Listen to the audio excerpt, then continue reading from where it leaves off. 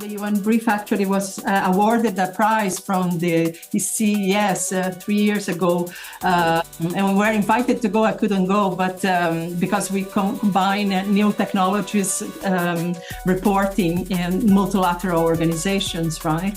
So this award, very proud. I have to put it in the website, actually. I always forget. But to tell me about it, so when did you start? About 10 years ago, right? Yeah, so well, a little bit more. I'm a research scientist at the beginning, so I began this project like 14 years ago when I was a postdoc at MIT. So it was a research project in which we wanted to reproduce brain into a microfluidic device using cells, human-induced pluripotent stem cells. So it started a long time ago as a research program, and we decided with my co-founder Florian to quit academia and to build an actual company to make actual products in 2018. So the company is 6 years old. And so far, we've been, revisiting our ambition to reproduce the entire brain, to focus in more part of the brain or part of the system, of the nervous system. And the idea is to use neurons. Okay, so all our body is composed of neurons, not only in the brain, but also in the spinal cord.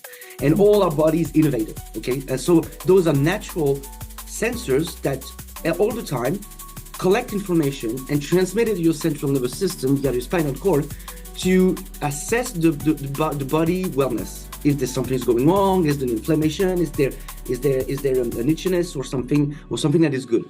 And basically the idea is to use this natural biosensor that you have and that you always been there, and to take it off the human body and to use it as a sensor if something's going on well when developing a compound or drug into the preclinical trials. So the principle is to use human cells and to reprogram human stem cells, to reprogram them into our device that I'm going to show you in 30 seconds, and to use them as natural sensors of if a drug or a chemical compound or cream for dermatocosmetics will have a good effect or positive or negative effect. So the principle of Netri is to use the natural sensors that are neurons to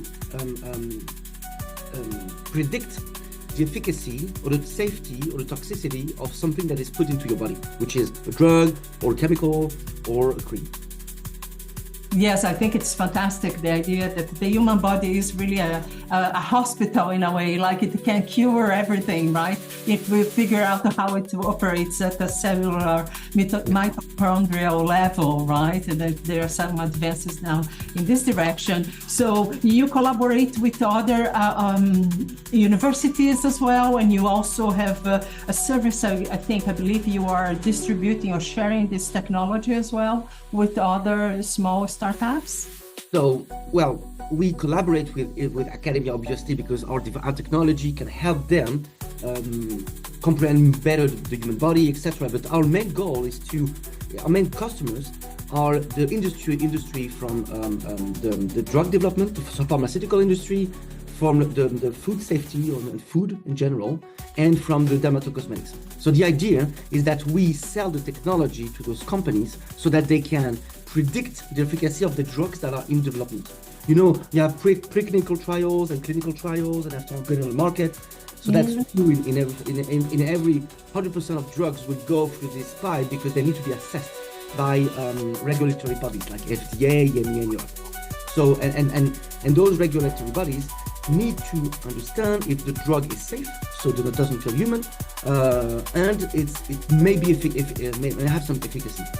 And all those companies that are customers, they need to have new tools to anticipate if the drug will have a chance to survive the clinical trials. So conventionally speaking, it's been like decades we've been using animal models like rodents, dog, rat, etc. And our devices and the devices just behind me, that you can see in the background, and I'll show you after. The devices use as an alternative to animal method.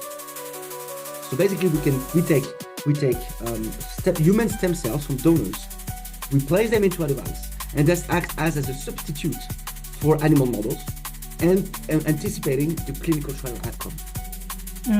Interesting. But of course, yes, the pharmaceutical industry. Oh, and now I see the device. So this is the device. I can hold it on hand, and let me, if I can share my screen, because it's better to have So exactly what we in details. Can you see my screen? Yes, I can see your screen.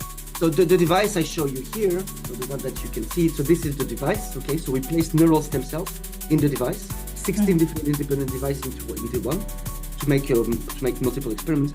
And when you zoom into the device, you have this part, when you can see the blue on the upper left here, but you can see actual neurons on the left part and the nerves that grow on the right part. And this is where the nerves grow. And we apply the drug on the nerve compartment only. Because all your body, the first that are exposed to the first organs that are exposed to the drugs are your nerves, either by eating, so this is the nerve into your gut, or by injection for vaccine, etc. There's a nerve into your skin. And those feel, and they can recapitulate if there's something's going on wrong or good. So the idea is that just to let me finish, the idea is that we can record the electrical activity of neurons using electrodes. You saw those black dots here. Those, we record the electrical activity of neurons, and we make sense of it. So we have decoded the neural influx that comes to your body, into your brain, to say if the compound, for example, in this particular case, it's going to be toxic, highly toxic, or polytoxic or not. Interesting, fascinating research. I am really thrilled to find out that you guys are doing this. So to wrap it up, I don't want to take much more of your time. I know you have, to meet potential clients and so on, but tell us, to wrap it up, what do you have in store for 2025 and what were the accomplishments of 2024? So 2024, we were able to expand and legitimate our free programs for pain disorders, so that will be vaccines, oncology, for food safety, so chemical safety with anodrotox assays, and dermatocosmetics. So that is the scientific and milestone achievement. On the corporate side, we have new labs which just changed in December, so 1,500 square meters in Lyon, in France, so that's very for the expansion.